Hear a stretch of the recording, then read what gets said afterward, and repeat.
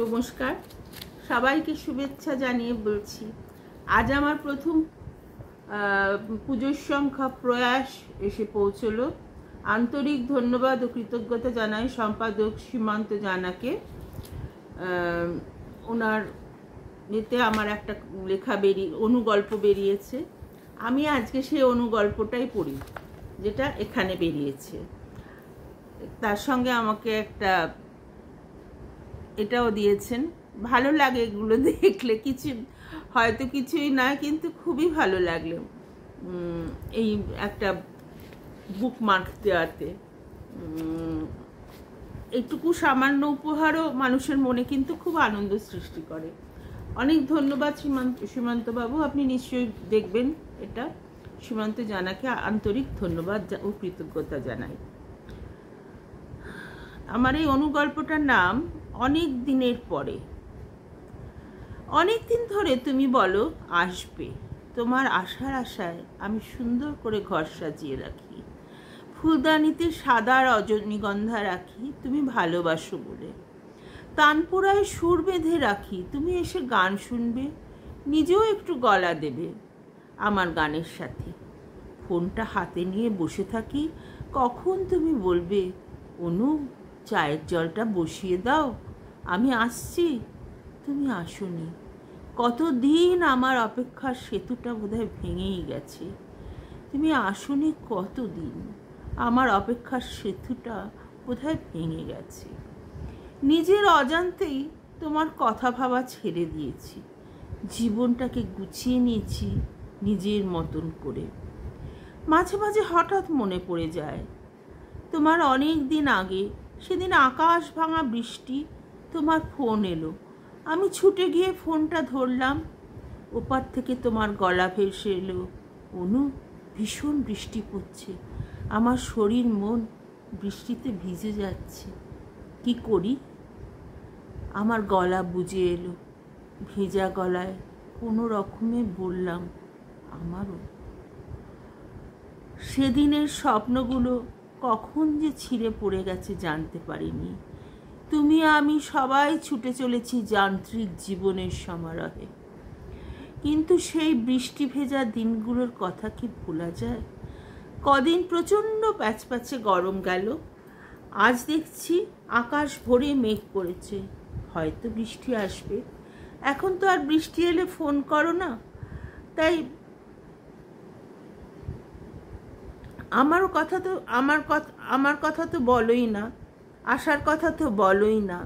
তাই আমারও আর মেঘ দেখে বা বৃষ্টি এলে মনটা নেচে ওঠে না, কিন্তু এক অচেনা উদাসীনতায় ভরাক্রান্ত হয়ে থাকে। কেন তা নিজেই জানি না। তাড়াতাড়ি করে হাতের কাজ গুছিয়ে নিচ্ছি, বৃষ্টি আসছে, আসুক না, আমার কি। এত বৃষ্টি দেখার সময় আমার নেই। উফ, এখন আবার কে ফোন করলো? কাজের সময় যত ঝামেলা। হ্যালো অনু, চমকে উঠলাম। মনে হলো বহু দূর থেকে সেই চেনা আওয়াজটা ভেসে এলো। কাঁপা কাঁপা গলায় কোনো রকমে বললাম, বলো। আকাশটা দেখেছো? কালো করে এসছে, মনে হচ্ছে বৃষ্টি আসছে। আমি বললাম, হ্যাঁ, অনেক দিনের পরে। নমস্কার। আচ্ছা, এবার পড়ছি আমার দ্বিতীয় গল্পটা। এটাও একটু মজার গল্প। সকালে উঠে জয়েন্ট ফ্যামিলিতে, আগেকার দিনে বিশেষ করে উত্তর কলকাতার বাড়িগুলোতে বাথরুম নিয়ে খুব সমস্যা হতো, যেটা আমি দেখেছিলাম আমার মায়ের পিস্তত দাদাদের বাড়িতে। একটা দুটো করে বাথরুম থাকতো, আর অনেক ভাই বোন একসঙ্গে থাকতো, যাতে তো খুঁড়তো ভাইরাও থাকতো তাদের সাথে। আর ওই একটা দুটো করে বাথরুম থাকতো, আর বাথরুমে লাইন পড়ে যেত, ওকে তাগাদা দিচ্ছে, ওকে তাগাদা দিচ্ছে। সেই স্মৃতিটা আবছা হলেও কিছুটা থেকে গেছিলো। সেই আবছা স্মৃতি থেকেই লিখেছি। গল্পটার নাম দিয়েছে সকালে উঠে বাথরুমের সমস্যা। সত্যি সকালে উঠেই সবাইকে আগে বাথরুমে যেতে হয়, হ্যাঁ, কাজী সেই জন্য নাম দিয়েছি বাথরুমের সমস্যা। মদনবাবু গজগজ করছেন কখন থেকে, কখন ঢুকেছে এখনো বেরোবার নাম নেই। সামনের মাসে আর একটা বাথরুম করাতেই হবে। এদিকে রমলা দেবী গান গাইছেন আর বাথরুমে বসেই আছেন কনস্টিপেশনের ধাত। মদনবাবু হাঁক মারলেন, বাথরুম আটকে রাখলে চলবে? রমলা দেবী অর্ধেক সেরে ভাবলেন বাকিটা এরা অফিসে বেরিয়ে গেলে যাবেন। রমলা দেবী বেরোতেই তার স্বামী তীর বেগে বাথরুমে গিয়ে ঢুকলেন। হুঙ্কার মারলেন, চাটা একেবারে রেডি রেখো। ইস, এতগুলো লোক একটা বাথরুম ব্যবহার করে, কর্পোরেশনের বাথরুমের মতো নোংরা আর গন্ধ হয়ে গেছে।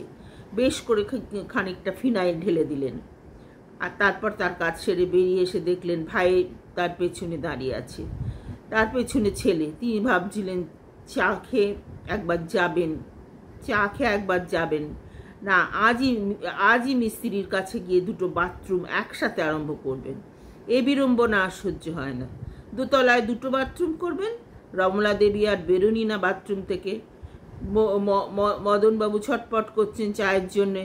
রমলা দেবী বাথরুম থেকে বেরোতেই মদনবাবু বললেন, 5-6টা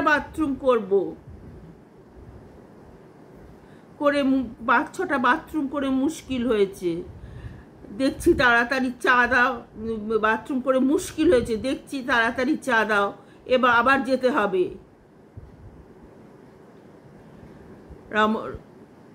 রমলা দেবী বাথরুম থেকে বেরোতেই মদনবাবু বললেন, 5-6টা বাথরুম করে মুশকিল হয়েছে দেখছি, তাড়াতাড়ি চাটা দাও, আবার যেতে হবে।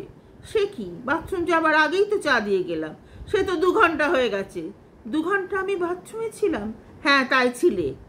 এখন আমি পুজোর ঘরে চললাম, বেল সেদ্ধ করা আছে, তাই খাও, ওতেই কাজ হবে। মদনবাবু মাথা চুলকে বললেন, কি বিড়ম্বনায় পড়া গেল। গরম গরম চা না খেলে কি হয়? কোন সকালে করা বেল সেদ্ধ? নমস্কার।